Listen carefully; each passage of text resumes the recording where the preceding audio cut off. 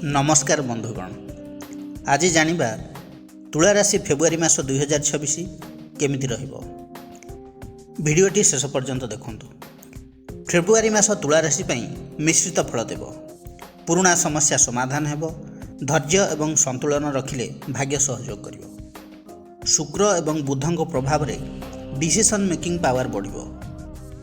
मासर प्रथम 15 दिन भितरे पुराना प्रेम संपर्क रे कन्फ्यूजन किंबा मिसअंडरस्टैंडिंग हो पारे।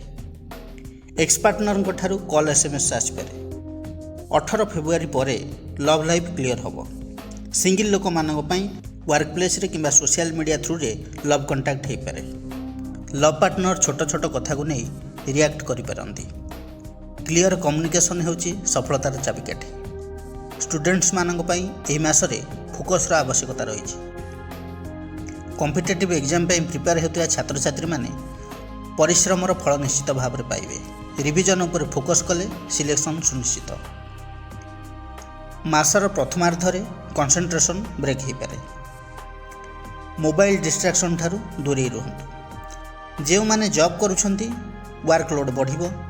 बॉस आपणकर परफॉर्मेंस उपरे नजर रखिबे। ऑफिस पॉलिटिक्स रु दूरी रुहतु। इंटरव्यू न्यू जॉब पई ट्राई करथिले 20 रु 28 फेब्रुआरी बेस्ट टाइम। सीनियर कर्मचारी मानक सहित संपर्क भल रखंतु।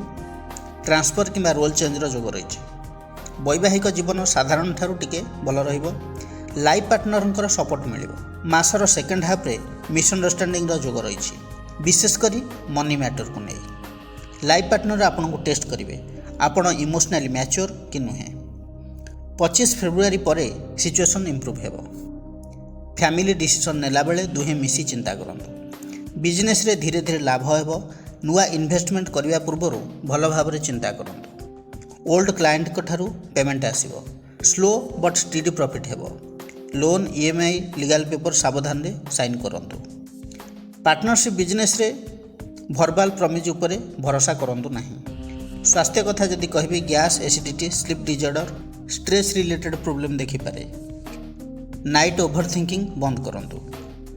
सठिक दिनचर्या आपन पई लाभदायक हेबो। प्रतिकार कौन करिवे?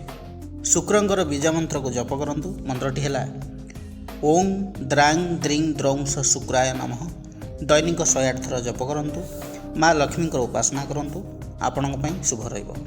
बंधुगण, जदि भिडियोटी आपण मानकु भल लागि थाए तेबे लाइक कमेंट शेयर करंतु। रहउची नमस्कार।